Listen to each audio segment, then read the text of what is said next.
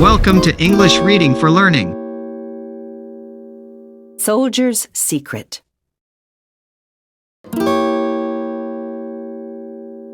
Fighting for freedom.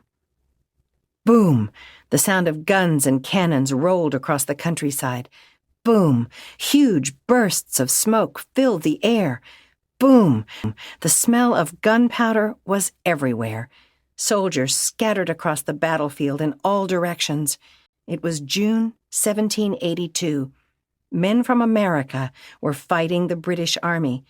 It was one of many battles in the American Revolutionary War. Many men lost their lives, and others were badly injured.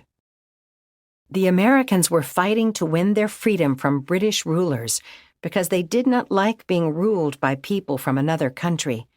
The Americans wanted to rule themselves and to create their own laws. The Americans had declared themselves free in 1776, but the British king had other plans. He did not want the Americans to be free, so he sent his soldiers to try to stop them. The king thought that it would be easy to defeat the Americans, but he didn't know how brave they were. The king soon learned that the Americans were willing to risk their lives for the chance to live freely. A soldier named Robert. The Americans fought hard that day. After the smoke cleared, the Americans searched the battlefield to pick up their wounded soldiers. They took the injured men back to the doctors at the army camp. All of the wounded soldiers were glad to be going to the doctor. All except one, that is. His name was Robert Shurtleff. Shurtleff's head was bloody. He had been badly injured by a British bullet. "Please don't take me to be treated," Shurtleff begged. The other soldiers thought he wasn't making sense because he had been shot. They knew he had to be treated, so they put him on a horse back to camp.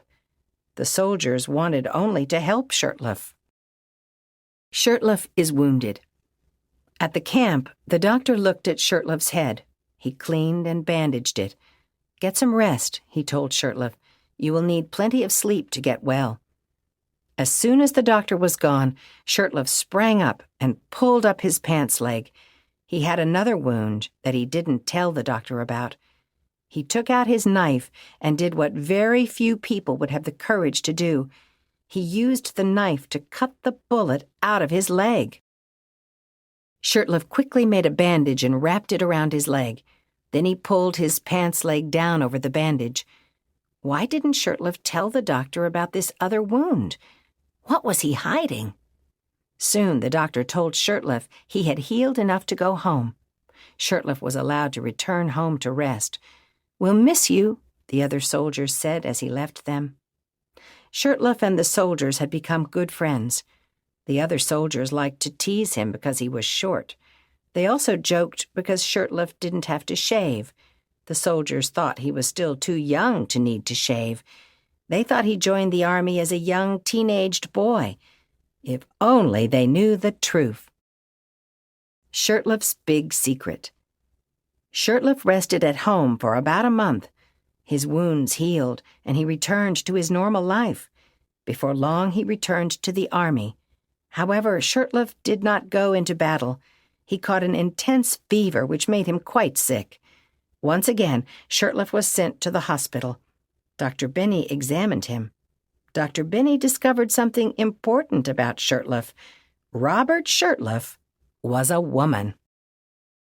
Robert Shurtleff's real name was Deborah Sampson.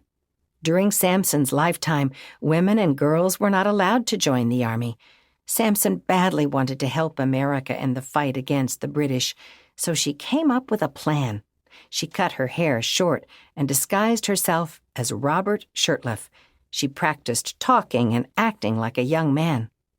Dr. Benny could have told the officers in the army about Sampson's secret, but he admired her spirit. He didn't tell anyone. For the time being, Sampson's secret was safe. However, she knew she would have to be more careful in the future. She needed to make sure no one would ever find out her secret again. Who was Deborah Sampson? Sampson had lived in Massachusetts before the war. Her father was a sailor who had disappeared at sea. To make things worse, Samson's mother was very sick and couldn't take care of her family. Samson was eventually sent to live with her aunt.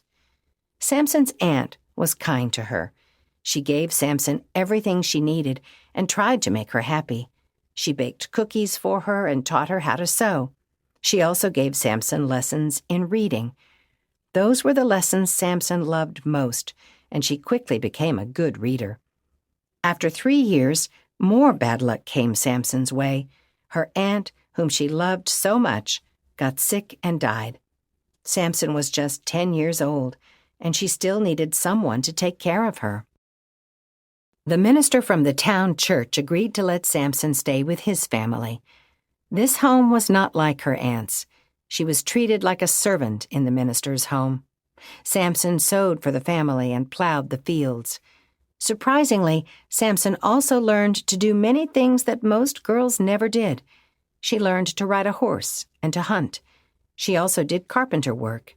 She didn't know it then, but those responsibilities would help to prepare her for life as a soldier. As ready as any man. Samson worked for the minister's family for almost 10 years.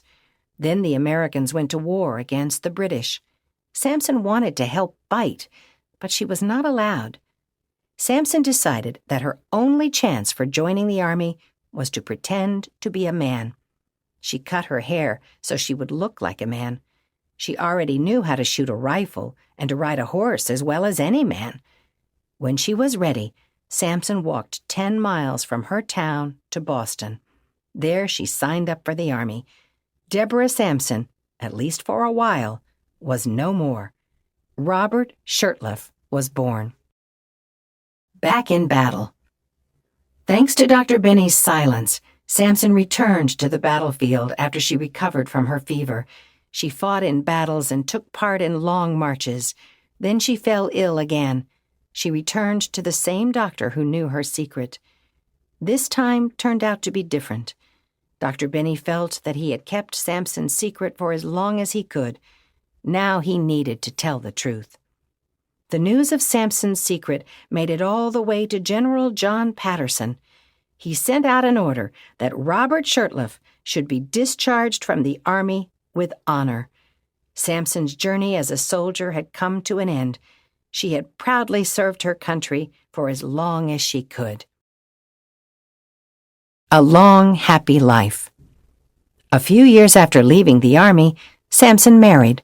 Her husband was a farmer named Benjamin Gannett. Together they had 3 children. Samson became a school teacher. She also toured some of the eastern states and gave talks about her time in the army. During each talk, Samson would dress in her uniform as Robert Shurtleff. The crowds would clap and cheer for brave Deborah Sampson.